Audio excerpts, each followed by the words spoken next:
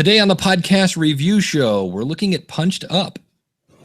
Thicken up your skin and get ready for a supersized serving of opinion. Delivering constructive criticism and powerful praise, it's the podcast review show. This is the podcast that takes the guesswork out of first-time impressions. You'll discover new podcasts while learning podcasting tips. Join in on the conversation via voicemail, email, comments, and polls. It's all at our website, podcastreviewshow.com. All right, welcome to the podcast review show. I'm your host, Dave Jackson from the School of Podcasting. This is where we have somebody come up. They ask us to review their show. And I bring in one of the best minds in radio/podcasting, the one and only Eric K. Johnson from podcasttalentcoach.com. And we tell you what you're doing good. And we go, you might want to tweak this stuff over there as well. So, Eric, how you doing, buddy? I am well, Dave. How are you? I'm doing great. And we have a couple different ways you can get reviewed. You can come on the show live if you like. Which we like. And then there are some people that choose this option, which we don't hate, but we don't like as much. But it's still a good way to get your show reviewed. And Michael Malone from the Punched Up podcast said he'd like to have his show reviewed, but he chose the option. It's the economical version, I guess we could say, of getting your podcast reviewed. The only downside is he's not here if we have any questions for him. I think that's really half of it. We want to ask them questions like, why did you do this or why did you do that? That's the most frustrating part about not having a guest here with us. We don't know any reasoning behind something. So we're giving a critique on part of the show, and he might have a reason for doing it in a particular way. But we are truly listening as listeners when we do it this way, because we just listen and we comment as listeners rather than as a coach, I guess. Yeah. We talk like you're not in the room because, well, you're not in the room. But we did ask him, we were like, why did you get into podcasting? And Michael's a comedian. He says, I believe the best stories are told backstage in the green room. The problem is not everyone gets to hear those stories. Oh, I would completely agree. Some of the best stories are told when the mic is off. And you're like, oh, you should have saved that until the microphone was open. And he says, I wanted to share these great stories with the rest of the world. I try to really bring them to life using music sound bites and live performance pieces. And again, he just said he sees these stories that basically, in this case, from stand-up comedians and that are kind of, again, behind the stage. His target audience, he says, are people that enjoy, if you like This American Life, Radiolab, Serial. In fact, for me, that was the one thing you'll hear when we hear the beginning. There's a thing, and I was like, somebody likes Serial. Yeah, they do. And it's kind of a storyteller kind of show here. And I asked him, I'm like, how is your show different? And he says, why mix in music, sound bites, and live performance pieces, to bring these stories to life, which is, it's a really, well, we'll get into that here. We'll play a little here in a second. And I asked him, and I always ask everybody this because everybody has a different answer. How do you know when your podcast is successful? Because some people it's like, well, I need X amount of downloads. Some people only if I have a sponsor. Some people are trying to change people's attitudes. It depends what it is. And he said, well, we recently ranked in the top 25 comedy podcast on iTunes. Congratulations on that. He says, I'm hoping to get more listenership. I want to share those stories with as many people as possible. So I guess he's just looking, he didn't really answer the question. How do you know when it's successful? I guess when he wants to get to number one, that'll be it. And, I kind of ask, well, what do you want people to do with your content? Because that's always one thing. And he says, I hope that listeners come away from these episodes a little more relaxed, feeling a little more normal. He says, a lot of these comedians are sharing stories of their personal struggles, but still relate to the majority. He says, and most stories are about overcoming obstacles and following through on, what makes you happy in life. So he says, I hope it motivates the listeners basically to do the same. And he said he kind of, by doing that, he wants people to feel included. He says, I want them to feel that they've been let backstage and they are learning about these extremely personal stories that no one else gets to hear. So with that, let's go ahead and we'll play a little bit. This is from an episode called From Speechless to Showtime. So we'll play the first 5 minutes and then we'll pause it. It's really a short show anyway. Most of the episodes were, this one's about 13 minutes long. Other ones were a little longer, a little shorter. So I like the fact that it seems to, and maybe that's the whole idea of punched up. I hear people talk about punching up a script, and I think he's got a story. He gets in, he gets out. And so here is the episode From Speechless to Showtime. I think I knew I wanted to be an entertainer in my head probably since I was about 5 or 6 years old. And my stutter problem started, according to my parents, around 3. Oh, wow.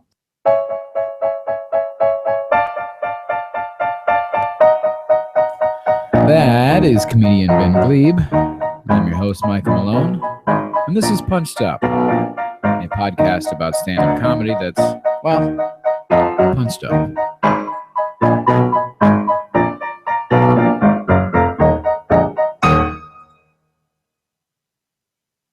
I remember you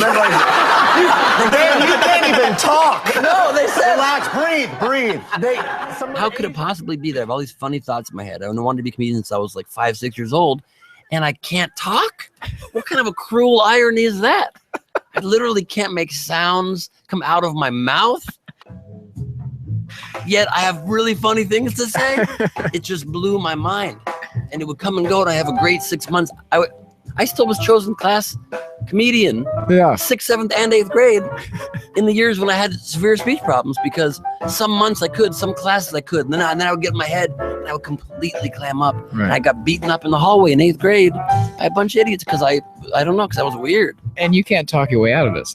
Like most comics are like, Right. well, I was able to talk my way out of a lot of ass. I tried. I was hitting some blocks. I'm like, this is not a good time to be hitting a break in my speech. I'm trying to save myself from physical harm. Yeah. Can you come back later? Exactly. I would see speech therapists sporadically throughout my life, and they would always try to teach me these physical techniques, how to cure the stutter. A lot of people get blocked on M sounds and V sounds and B's and N's, so because they're hard sounds and you're not opening your vocal cords to say them. They're like, it's like a closed sound. Right. So to get rid of it, you can put an H sound in front of a word. So instead of saying, Mom, I'm hungry, you say, ha, Mom, I'm hungry. And I never tried it even once. It just seemed like a ridiculous trick. It thought it made me sound like a breathy pervert. I think it was just, hi, what's going on? It's like, I was not interested in that. I'd rather have a speech problem than come off as a complete, Stutter than be a creep. yeah, to be a total creep. I'd take a stutter every day of the week. There was a lot of times where I'd come home, Mom was like, You know "How was what? I'm going to school?" go And ahead and, like, because that's a good spot right there, rather than stop in the middle of a story somewhere. And it gives us a good idea. I think you get a good snapshot of how the show is just from that was a little 3-minute clip. And since it fades out there, we'll do the same. So Eric, I'll let you start off. Overall, the episode's short. We talked about that. It is about 13 and a half minutes long. It moves really fast. I love the nice quick clip at the beginning. We typically start off the show here discussing the introduction, and the introduction was really nice. I like the short quick clip that he included at the beginning. I thought it set up the episode nicely. The issue that I had with the introduction was that it was almost too fast. I like a brief introduction. Don't sit here and tell me your entire life story as we're trying to get into the meat of the episode. Get into the meat quickly. However, I felt Michael moved a little too fast. I actually had to listen to the episode a second time just to catch the name of the guest, because this was my first time listening, so I wasn't familiar with Michael. And when he introduced the guest, I believe the guest's name is Ben, and then he introduces himself, and then we're moving right along, and we're into the show. I thought his introduction could be a little bit longer to explain to me what the show was all about, and then who the guest is, and why we should care, why I should spend the 13 minutes listening to the show. But overall, I love the narrative style, the kind of NPR style. I thought he does a fantastic job editing this whole thing together. This 13-minute show is not easy to produce. It's probably 13 minutes long because it takes him about 2.5 hours to edit it all down and put it together. But I thought overall the stories were fantastic. The stories he got the guest to tell and that he chose to include really brought the episode to life, and the thing moves quick. I like it. Yeah, that was me. It starts off, with him saying the thing about his stutter, And I was waiting for "Welcome to the Punched Up Show," or some sort of music, and it just starts off with a guy talking. And it was kind of cool that he had that little, I'm just going to call it the serial music, because that's the first thing I thought of when I heard it, that little piano, because it gave my brain a second to catch up and go, oh, wait, this isn't like every other show I've heard where it's, it's the music radio creative intro with everybody and, now here's your host kind of thing. And so I kind of like that just because it was different. And then as soon as I heard the piano, I was like, oh, this is a narrative style show. And then I thought Mike did a good job of kind of jumping in and explaining what it was. But at that point, I kind of was strapped in because I knew what I was into. But yeah, the first like 30 seconds, I was kind of like, what am I walked into? And then I was like, oh, I get it now. So I'm not sure if I wasn't familiar with Serial and the fact of what was coming up, it was kind of it's like you say, it moves quick. And that's the cool thing is about the time it gets, if you're not sure where the story goes, hang on a second, because it's probably going to, move to another person or another narrative or something of that nature. So, but it's not only like Serial though. It's very much like NPR. If you listen to NPR at all, their stories are very much like this on a lot of their shows, where they'll play a little clip of the interview and then they'll say that was Ben Glebe. He's a cashier at the local market in the middle of town, and he's the guy that knows everybody. And then they'll play a little more of the interview. It's very much an NPR style, it's pretty cool, and it's easy to get used to, and it's very comfortable, especially in this sort of environment. It takes a lot of work to produce it, but I think he did a fantastic job doing it. The music, I kind of like the music. The way he used it. I wasn't a fan of the music itself, because to me, the music felt more like a old-timey ragtime sort of vaudeville show, or a mystery, like you wanted to lead me into something. I didn't get funny comedy coming from the music. I didn't feel like the music, like, get ready to laugh because this is going to be funny. Well, I thought, to me, that last thing right when they faded out, I thought to me, it sounded like something that would have been on like a Peanuts thing, like the cool jazz piano thing. Yeah, like a little Vince Guaraldi sort of stuff. Yeah, I was waiting for Schroeder to come out and Linus. And the other thing I had about the music while we're chatting about the music is music should be used to transition your episode and move from one piece of content to the next and move it forward. A lot of people who haven't studied music will use music underneath everything they do because they feel that gives it momentum. But it really doesn't. It's sort of distracting. I had a coach one time tell me, he asked me, why do you have music under everything you do? And it was like, oh, because it gives it momentum. It gives it some energy. And he said, oh, okay, well, let me ask you this. If you were sitting in a doctor's office and you were waiting for your test results, and the doctor came in with his clipboard and you said, oh, hey, doc, what's it say on the clipboard there? And the doctor said, oh, yeah, about that. Well, hold on a second. Let me put this music bed on underneath me here. You're like, Doc, I really don't need the music bed. I just need the results on the clipboard. And that's it. If the content that you're providing is strong enough, you don't need the music bed underneath it. That music bed should signal something is coming, like a transition to another piece of the interview or something like that. If you're editing like he is, the interview together in parts, so you have part A, part B, part C, and you have the same music under all three parts, you really don't know when the transition happens from one piece of the interview to the next, or from one story to the next story. So he's telling about the story of getting his butt kicked back in school because of his stutter. Then you have the transition part, and then he's into a story about when he's on stage or preparing for Showtime or something like that. So the music should be used as a transition to help move the story forward, and not something underneath to support the entire story. Yeah, for me, the one time I thought that it was a fairly decent use of the music was and it was a great twist, because he talks about, spoiler alert, he talks about how the guy had overcome his stutter, and then it comes back. And when he was talking about that and how he couldn't get his mouth to work, he had some kind of just dramatic, I guess would be another way of saying the music. It was kind of the soft piano, kind of like, oh, you know, because you think he's the hero and he's gone, and then the soft music comes in as it was very Barbara Walters kind of music, you know what I mean? Yeah, exactly. Tell me the story when, you know, your dog died, and here comes the, you know, the solo piano kind of thing. And that I thought kind of fit the mood. So that was one where I thought, okay, I see where he's going there. Yep, I can agree with that because they do that in movies, right? Yeah. But the soundtrack of the movie isn't under the entire movie. Yeah. It's under particular parts to really make that part stand out. And that's what I thought. I thought the part we just listened to, the very end of that last part, I thought the music was a little hot. It was a little tough to understand what the guest was saying. But there are times where the music fit. I don't know if that was on purpose or what, but make sure the music has a purpose if you're going to tuck it under what you're doing. Yeah. What did you think of how he used the different guests? And, you know, he had a bunch of people kind of chime in on this guy's story. I kind of like that. Sometimes it was hard to follow. He plays a clip where Ben is on Chelsea Handler show, and it's hilarious, but it took me a minute to get where we were, you know, to get my bearings. You know, it was like I woke up in the back of the car and I was like, oh, hold on a second, where are we? And I had, wait a minute, I think that sounds like Chelsea Handler. And it was funny. It was great, but it took me a minute.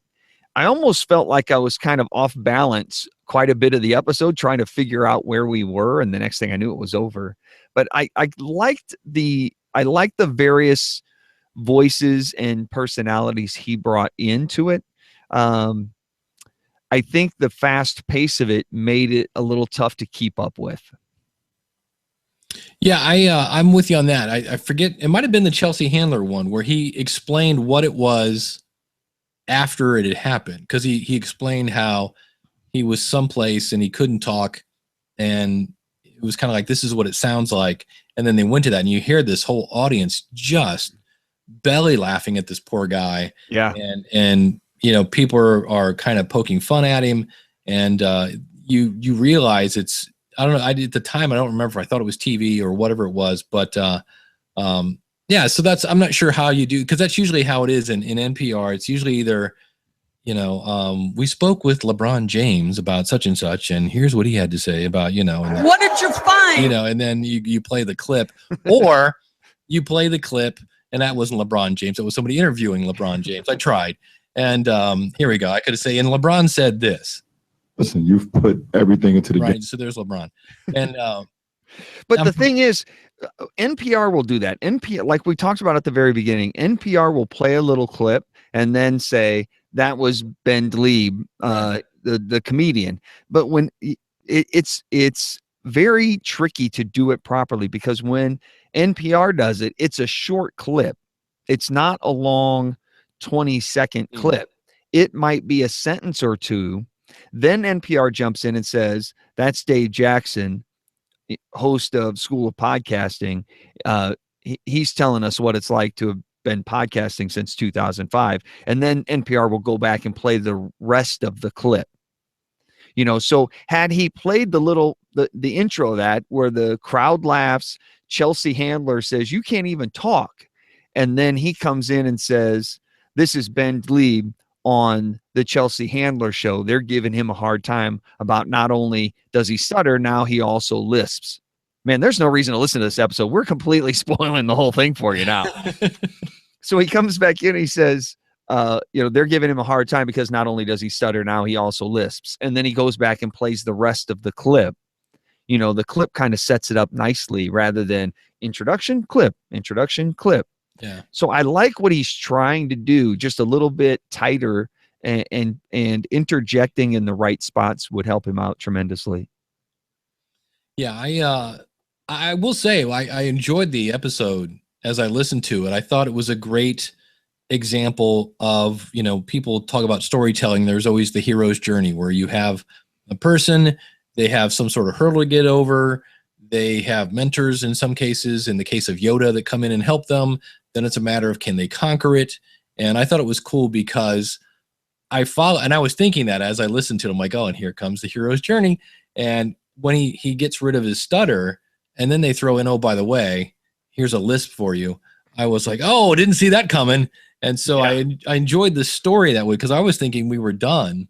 And when they threw that in, I was like, oh, wow, so I thought it was a great, overall, the story arc. He did a really good job of editing. So that's for me, one of the things that stood out. I was like, oh, he threw that little curveball, the lisp in there really caught me off guard. Yeah, I agree. He says, I got rid of it and then it came back. And you were like, oh, crud. And then he goes, along with a stutter. And you're like, oh, man, like double kick. Yeah. That was, he does a great job telling stories.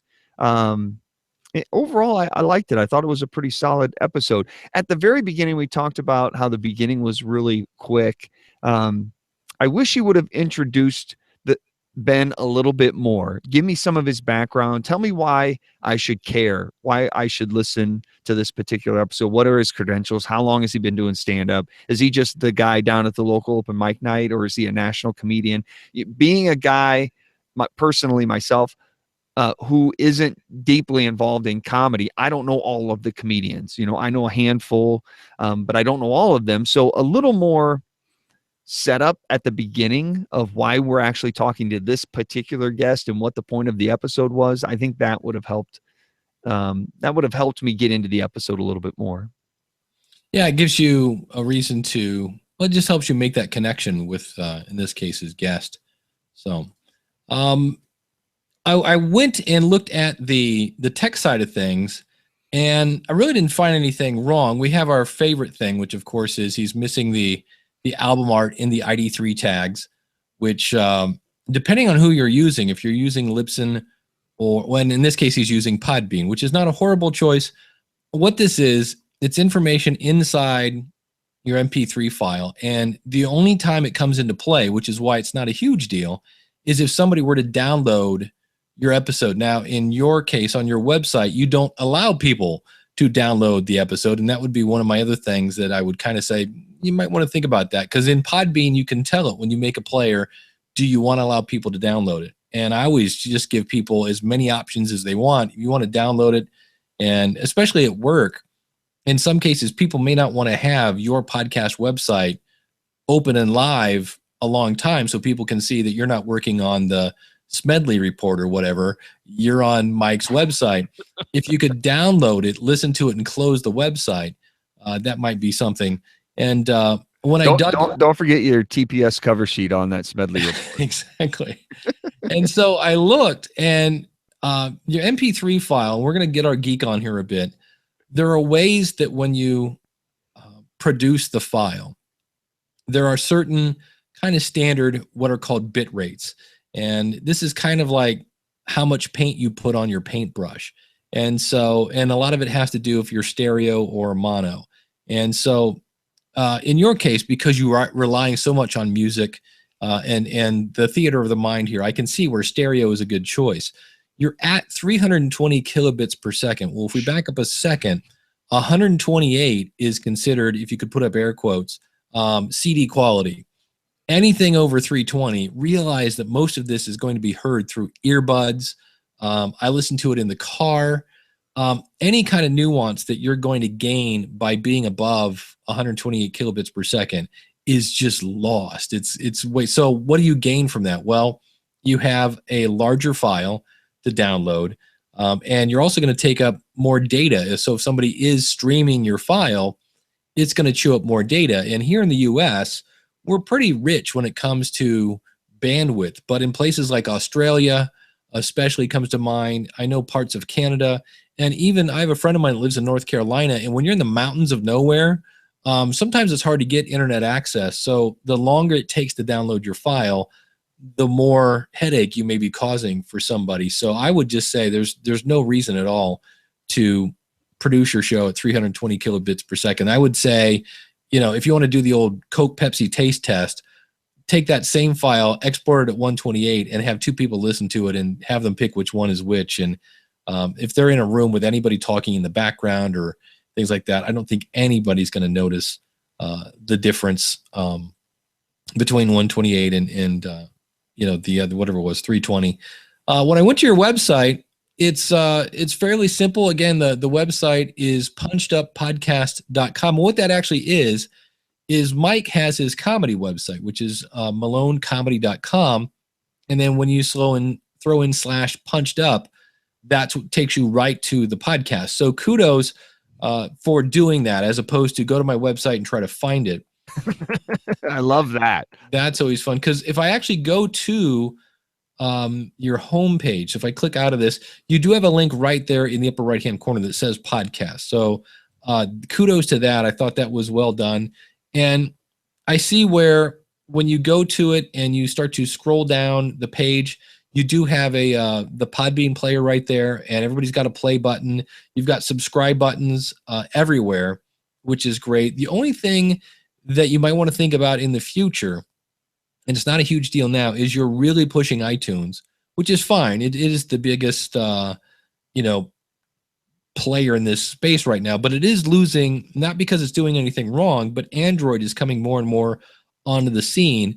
And so you might want to have a page that lists all of the options. So here I am in iTunes, here I am in tunein.com is another one to be in, because it's tied to the Amazon Alexis or whatever that robot that you talk to on that thing. Their Stitcher represents about 4% of the podcast audience, and a lot of people like to go over there. So sometimes, there's no right or wrong answer here. Some people love to just promote iTunes because they want to rank up the charts and be there. But the website, the only thing I thought of really, and it's one of those things where you have a color scheme, which is red, black, and white. And that is basically what everything is. There's a lot of white on the website. I was like, maybe mix in a little more color, because as I look at it here, the only red is in the punched up and in the subscribe button. So, but that's just, again, it's not a wrong. It's just, to me, I was like, it's a little white. It's like everything's, it's looking like, it's not quite the Beatles album, the White Album, but it's could use maybe a little more color. But on the other hand, the keys are, you've got the, an easy navigation. The only thing I thought was missing is there's no real way to contact you on your website. We have the podcast, and there's a blog and video, and if I go to the press page, that's all of your press clippings. And maybe this is a case where you do reach a certain level of celebrity that you can't have an About Us page or a contact page. The About page, I thought I almost see that on everybody's page, because what if I don't, what if I just found you? Usually I come here and I just see home, tour, press, videos, blog. There's nothing really here describing what the podcast is. Now, granted, you've done a really good job of putting a play button there. That drives me crazy when you have to click through here and then click there and then the play button. So I thought you did a great job of putting a play button where I didn't have to look for it. But I thought it was kind of odd that there's no about or contact page, but that may be unique to Michael's situation, depending on his comedy career. So, but that's in general, again, here, there really wasn't much to go, oh, that needs changed. Like I said, the only thing I would say is, maybe consider giving people a download link on your player, and, and an about or contact page, because usually a podcast is geared to, interact with your audience. And we can get to the end of the show here. Eric, did you have any comments on the website? I know you peeked at it. There is one way to contact him. If you see where you can follow him on Facebook, Twitter, YouTube, Instagram, and there's a little envelope there that will it's at the very bottom. You can email him. If you go to the homepage, it's at the top of the homepage too.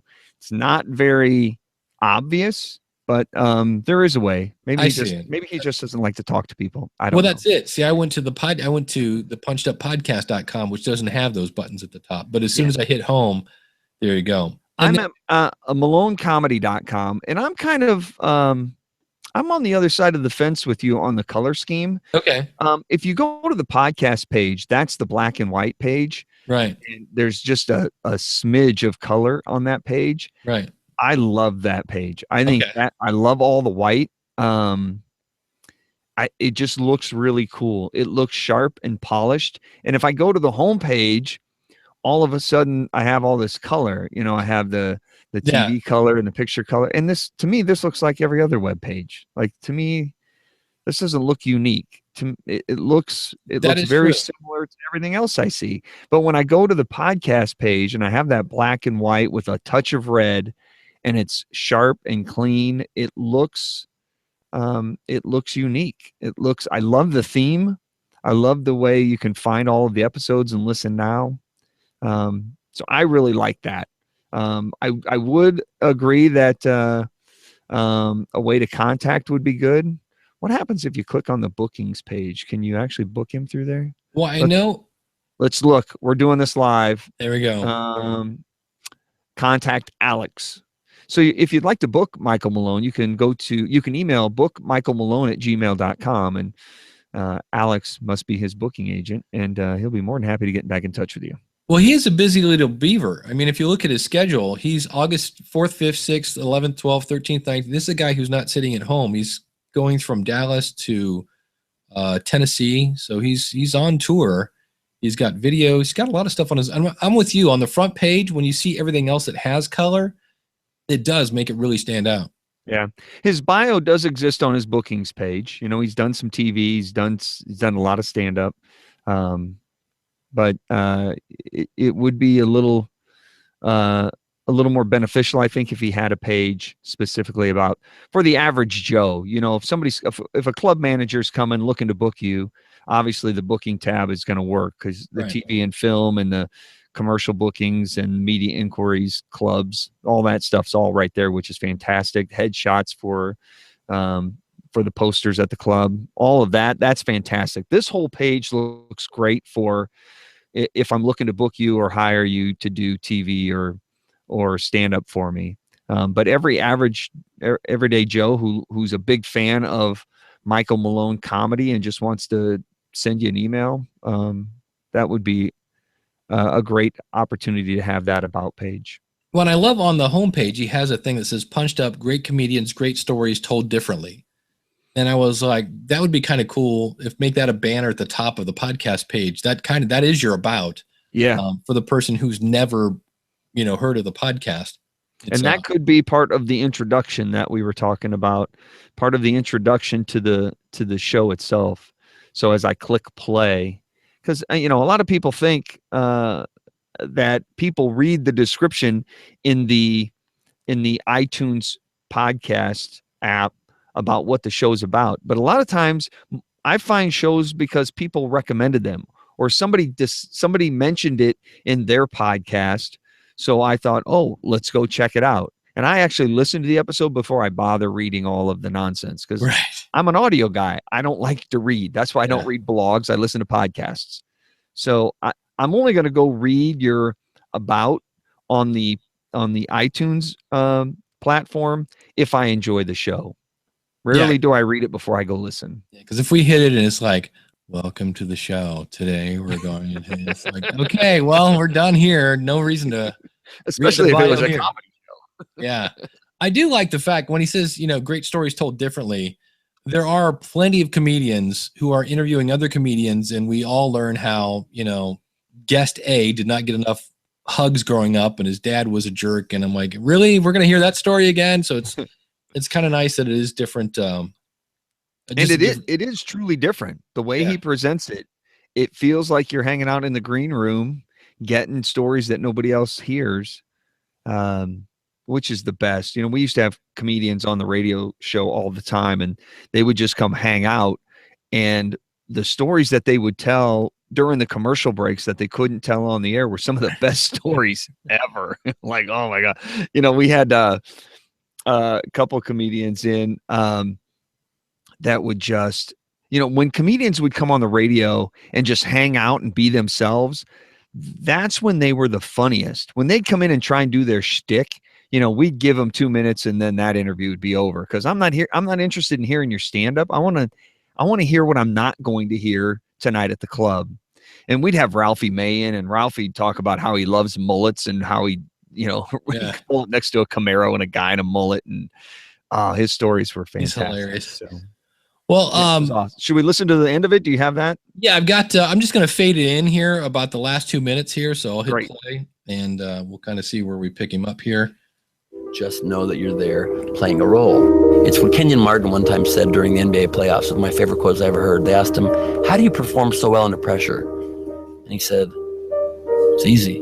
Don't let the moment be bigger than what you're trying to accomplish." So nowadays, I don't care if I'm speaking in front of a crowd of 12,000 people in an arena, opening for amazing comedians, or doing my own shows in front of hundreds, or performing my stand-up special on Showtime in front of an international audience, or doing my game show in front of millions of people.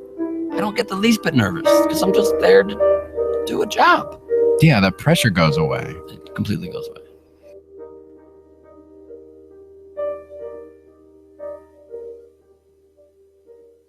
I'm addicted to Instagram. Okay, I said it. I'm addicted to Instagram. If you don't know what Instagram is, it's an app you get on your phone where you take pictures of things, and then you add a filter to it, so you look like a much better photographer than you are. And all I do now is try to find beauty in the world. Never saw beauty anywhere. But now I can get likes on it. So all I do is try to convert beauty to likes. That's all I do. How can I make that sunset about me? How can I take that beautiful sunset and get compliments about me for that? Hey, Ben, great sunset. Thank you so much. Thank you. I did that sunset. All I do, I'm addicted to it, taking pictures of everything. Yesterday, I pulled up in my car to a red light, and I saw this adorable 4-year-old girl by like a mailbox in a ballerina costume. I started taking a picture, and I realized everything I'm doing is very inappropriate right now. Her father was like, "What are you doing?" I got nervous and sped off. But in my defense, 63 likes.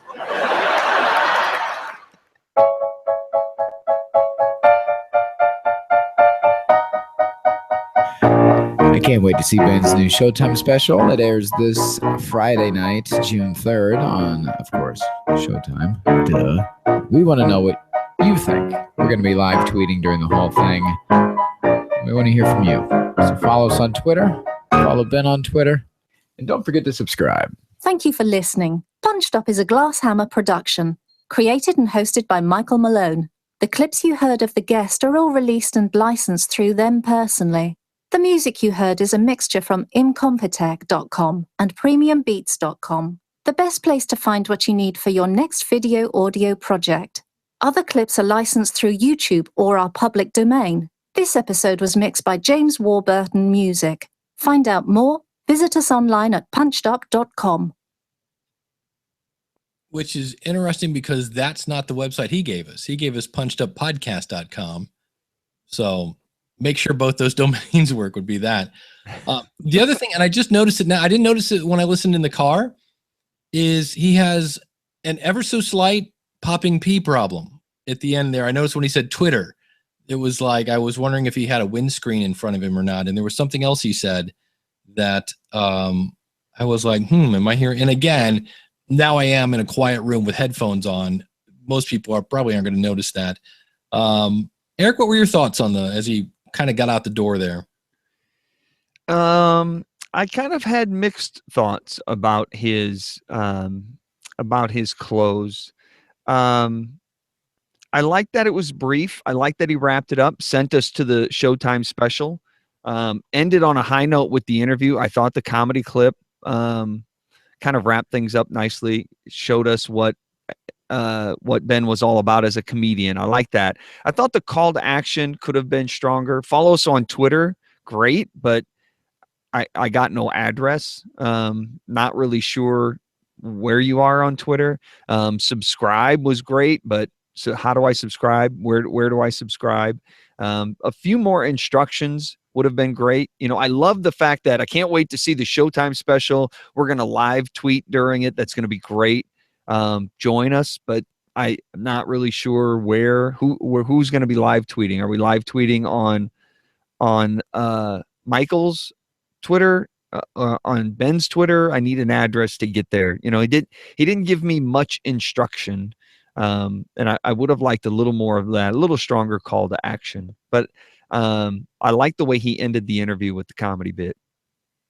Yeah, and I see he's using Squarespace, which is fine, and they make really pretty websites. If there's any way to make a clickable link to, if we had go to, Michael MaloneComedy.com/subscribe. And again, that's where you could have all those buttons in one place. That would be something that would be specific. I'm not sure on Squarespace if, like, let's say this was episode 13, we could go, just go to michaelmalonecomedy.com/13, and everything we talked about, if you want to see links to Ben's website, his Showtime special, you could do that as well. And the other thing that allows you to do is every time you say, malonecomedy.com/13, you're reinforcing malonecomedy.com. So it's a way to keep your brand in front of people and get it back to that. But I'm with you. I thought that last clip we played about Instagram, it definitely made me laugh. I thought it was very funny. That was great. And it was kind of that, again, that hero's journey at the end. You see that Ben's doing okay. He's got a Showtime going on. So it was just a great way to wrap up the story. And I felt great after the end of this. I'm like, I'm glad to hear the guy, made through. He had a tough ride there, but in the end, he made it through. So I went over to the website and checked punchedup.com, puncheduppodcast.com, and punchedup.com/subscribe all go to the podcast page, where the subscribe button is prominently featured right there toward the top. There you go. So any of them will take you where you need to go. I think Michael just needs to promote that a little bit better if he's looking for more engagement, more listeners, more subscribers. Yeah, and that might be something, when you're at a show, CDs are dirt cheap. On one hand, this is one of those where, like, does anybody actually listen to a CD? But I've heard of people that will put their podcast on a CD and it'll be like podcast sampler. And so people can listen to it on the way home in their CD player from seeing you. And that might then, it's kind of like that free sample at the grocery store. They're like, and then, the last track is, for more podcasts, go to, malonecomedy.com/podcast or Punched Up Podcast or whatever URL you want to give them. That might be something in terms of growing your audience, because people at a comedy show may not have a clue, what a podcast is. We still have 75% of the world that hasn't listened to a podcast yet. So that might be something that you could do, or, just if I've seen people, if somebody wants to do a selfie and you're like, great, and then grab their phone and subscribe them to your podcast and show them how to do that.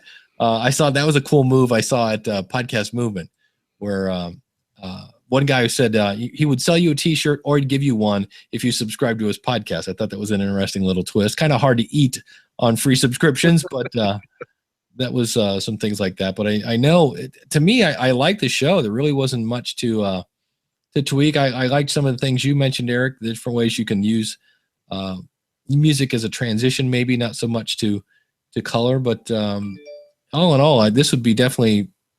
I listen to a lot of bad podcasts, and this is not when I hit play and I saw what Mike was doing. I was like, here's somebody who definitely is taking a lot of time.